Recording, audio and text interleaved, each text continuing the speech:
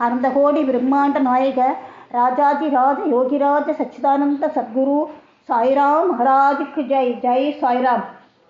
கருணை கடலும் ஈஸ்வர அவதாரமும் பரபிரம்மமும் மாபெரும் யோகீஸ்வரனும் ஆகிய சாய்பாபாவுக்கு எனது சாஷ்டாங்க நமஸ்காரங்கள். பக்தர்களுக்கு ஒரு வல்லமை வாய்ந்த அடைக்கல பொருளாக விளங்குகிறார் சாய்பாபா. சாய்பாபா எப்போதுமே கருணை நிறைந்தவராக இருக்கார். அவர் பால் முழு மனதாக பக்தியே நம்மை பொறுத்தவரை தேவைப்படுவதாகும். உறுதியான நம்பிக்கையும் பக்தியும் ஒரு பக்தன் பெறும்போது அவனது விருப்பங்கள் விரைவில் நிறைவேறுகின்றன. சாய்பாபாவின் மீது எந்த ஒரு பக்தனுக்கு முழுமனதான பூர்ணமான பக்தி ஏற்படுகிறதோ அவனது கேடுகளும் அபாயங்களும் துடைக்கப்பட்டு அவனது நலம் பாபாவால் கவனிக்கப்படுகிறது. ஒரு தரம் 300 மாம்பழம் கொண்ட ஒரு பார்சல் ஷிரடிக்கு வந்தது. அது கோவாவிலேருந்து ராலே என்ற மம்மஸ்லாரர் பாபாவுக்காக சாமாவின் பேரில் அனுப்பப்பட்டு இருந்தது. அது திறக்கப்பட்டும் எல்லா மாம்பழங்களும் ரொம்ப நன்னா இருந்தது. அவைகளில் நான்கை மட்டுமே பாபா தனது பக்கத்தில் எடுத்து வைத்து கொண்டார். பாக்கியை சாமாவிடம் ஒப்படைத்தார். இந்த 4 பழமும் தாமு அண்ணாவுக்கு, இவைகள் இங்கே இருக்கட்டும் அப்படின்னு சொல்லிட்டார். தாமு அண்ணாவுக்கு 2 மனைவிகள். அவருக்கு குழந்தை இல்லை. பல ஜோசியர்களை கலந்தும் தாமே ஜோதிடத்தை ஓரளவு கற்றும் ஒரு பாப கிரகம் தனது ஜாதகத்தில் புத்திரஸ்தானத்தில் இருப்பதால் தனக்கு குழந்தை பிறக்க வாய்ப்பில்லை என அறிந்து கொண்டார்.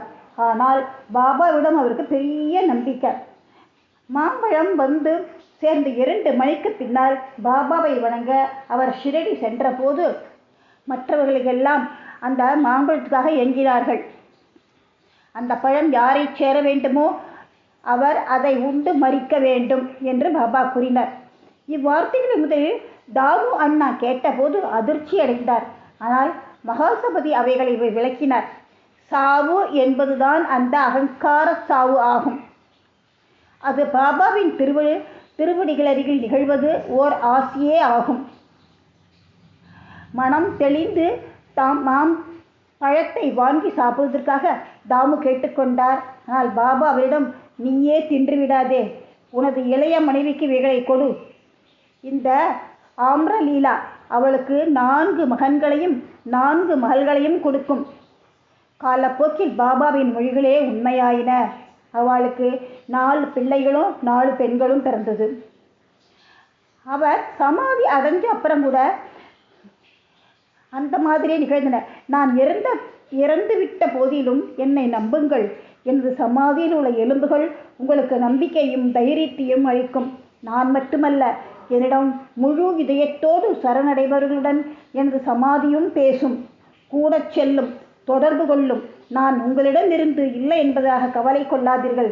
எனது எலும்புகள் உங்களது நலத்தை குறித்து பேசி விவாதிப்பதை கேட்பீர்கள்.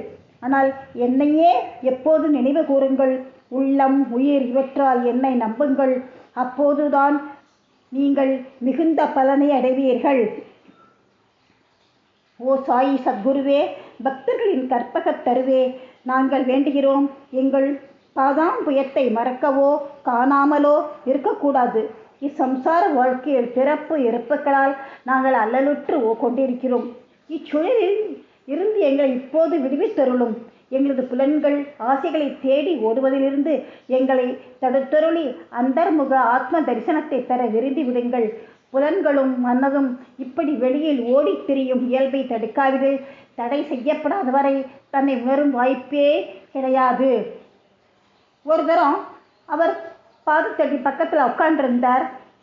அவரோட மனசில் 2 கேள்வி எழுந்தது. பாபா 2க்கும் விடைய தானே கொடுத்துட்டார். 1, சாய்பாபாவை சுற்றி இவ்வளோ பேர் கூடியிருக்கிறீர்களே, இவர்கள் அனைவரும் அவர்களிடமிருந்து பலனை பெறுகிறார்களா?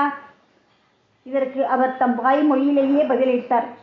பூத்திருக்கும் போது அந்த மரத்தை பாரு, எல்லா பூக்களுமே கனியாகி எடுத்துனாக்க அது எத்தகைய அற்புதமான அறுவடையாகும். ஆனால் அவ்வாறு ஆகிறதா? பெரும்பாலானவை மலர்களாகவோ கனியாத காய்களாகவோ காற்று ஆகியவற்றால் விழுந்து விழுகின்றன. மிக சிலவே மிஞ்சுகின்றது. 2வது கேள்வி என்னை பற்றியதே ஆகும். பாபா இறக்க நேரிட்டால் எத்தகைய நம்பிக்கையற்ற நிலையில் நான் நிலைகுலைவேன். இப்போது நான் எங்கனம் வாழ்வேன்? இதற்கு பாபா, நான் அவரை நினைக்கும் போதெல்லாம் எப்பொழுதும் எங்கும் என்னுடன் இருப்பதாக பதில் கூறினார். இந்த வாக்குறுதியை அவர் 1918ஆம் ஆண்டுக்கு முன்னரும் அதற்கு பின்னரும் காப்பாற்றிக் கொண்டுதான் இருக்கிறார். அவர் இன்னும் என்னுடன் இருக்கிறார், இன்னும் எனக்கு வழிகாட்டுகிறார். 1910-11 எனது சகோதரர்கள் என்னை விட்டு பாகம் பிரிந்து போய் எனது சகோதரி இறந்து ஒரு திருட்டு நடந்து போலீஸ் விசாரணை முதலியவர்களால் நான் மனமுடைந்து இருந்த சமயம், எனது சகோதரி இருந்தபோது என் மனம் மிகவும் கலங்கமுற்றது. எனது வாழ்க்கைக்கோ இன்பங்களுக்கோ நான் கவலைப்படவில்லை. பாபாவிடம் நான் சென்றபோது நமது உபதேசத்தால் என்னை அவர் சாந்தமாக்கினார்.